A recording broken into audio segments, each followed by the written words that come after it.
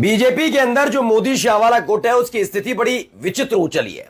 वो ऐसी चादर है जो बहुत है तो छोटी, इसीलिए जब इधर वाला छोर पकड़कर खींचते हैं तो दूसरा वाला छूट जाता है, और जब दूसरा वाला पकड़ते हैं तो पहला वाला छूट जाता है। जी हां, आज यही दिखाने जा रहा हूं कि पहले से ही तय हो गया था कि बी सुदर्शन रेड्डी के नाम का जो प्रस्ताव है वो इंडिया गठबंधन को किसी और ने नहीं बल्कि चंद्रबाबू नायडू ने दिया था, और उसका पूरा फॉर्मूला भी बताया था कि दरअसल उनके अपने 17 वोट यानी 16 लोकसभा, एक राज्यसभा, ऐसे केसीआर वाले, ऐसी जनसेना पवन कल्याण वाले, और तो और जगनमोहन रेड्डी के वोट, ये तमाम वोट हैं और इनके जरिए बड़े आसानी से बी सुदर्शन रेड्डी उपराष्ट्रपति बन जाएंगे। ये खबर जैसे ही पहुंची तो आपके अपने चैनल DS4 ने दिखाया था कि कैसे 5,000 करोड़ रुपए की एक तो डिमांड की गई, बुला लिया गया दिल्ली, लेकिन जैसे ही उन्होंने कहा 5,000 करोड़ रुपए चाहिए, वैसे ही एक संकेत भी दे दिया। संकेत क्या था? संकेत यह कि भूल गए 2023 गिरफ्तारी, 371 करोड़ मसला, स्किल डेवलपमेंट, बाद में रोए थे, तमाम चीजें याद है ना? तो उसके फौरन बाद ही चंद्रबाबू नायडू कहने लगे हम तो एनडीए के साथ हैं, हम तो सीपी राधाकृष्णन को वोट कास्ट करेंगे।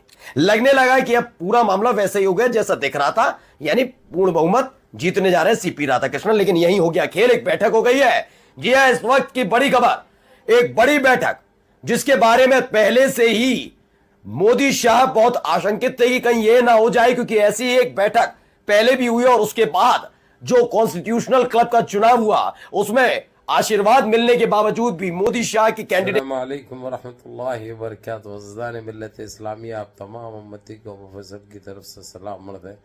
घर में बड़ी पर्दानशीन इज़्ज़तदार माँ और बहनों को प्रोफेसर की तरफ से सलाम मर्द है। बहरहाल बहरके अल्लाह से उम्मीद है आप लोग खैरियत से होंगे, अल्लाह की हिफाजत में होंगे। इन मलूनों की मलामत से, इन फ़िरक़ा परस्तों की फ़िरक़ा परस्ती से, इन दरिंदों की दरिंदगी से, इन मावलिंचरों की मावलिंचिंग से, इन बलात्कारियों की बलात्कारी से, इन दहशतगर्दों की दहशतगर्दी से महफूज होंगे। अल्लाह आप लोगों को अपने हफ्ज़ अमान में रखे, अल्लाह अपनी हिफाजत में रखे, अल्लाह हर आबाद से, हर शर से महफूज रखे। बहरहाल बाहर के मेरे अजीज दोस्तों, मेरे भाइयों, देश के हालात से भी आप लोग वाकिफ़ है और देश के बाहर के हालात से भी आप लोग वजह वाकिफ़ है। ये देखा आपने 1 मिनट 42 सेकंड का जो रखा है मैंने क्लिप, ताकि आप लोग देखो समझो क्या चल रहा है। अब इस तरह जिस एनडीए को जो चंद्रबाबू नायडू यानी जिसको हम पेवन नायडू कहते हैं, मैंने रखा हूँ, कोई और रखे ना रखे, पेवन नायडू यानी जहाँ बोले वहाँ जब जो पेवन डाल लेना पड़ता है इसको लेके, जिसको ज़रूरत है उन्हें इस्तेमाल करता है, वो खसलत का है।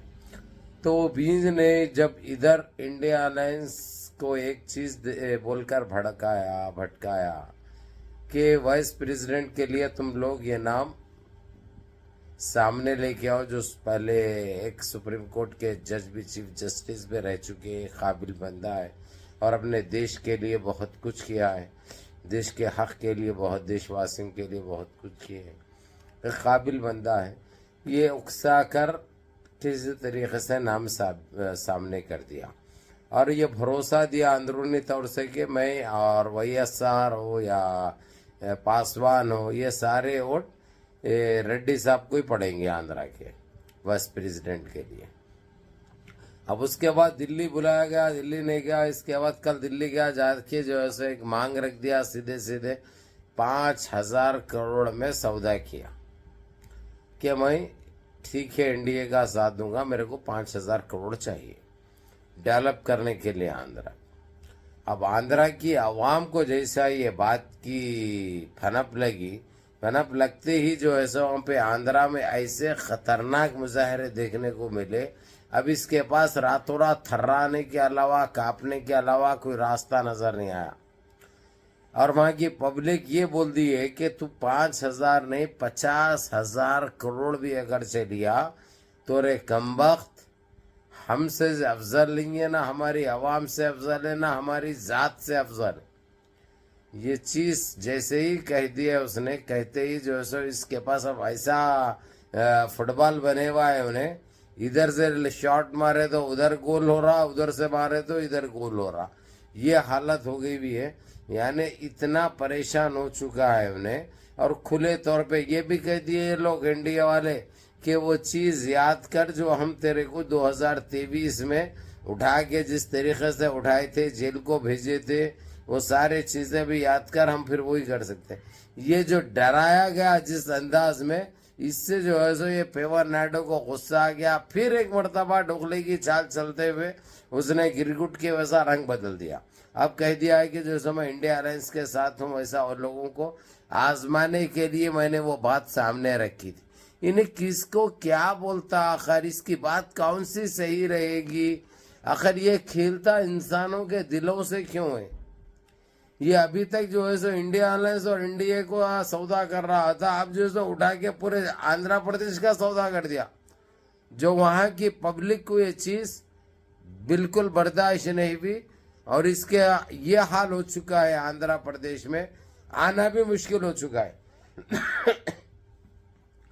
और अगर ये हरकत करा तो इन्हें कभी भी इसकी सरकार गिर सकती है वहां पे, ये चीज तो नजर आ रही है। बहरहाल देखते हैं, बड़ा मसला होने वाला है।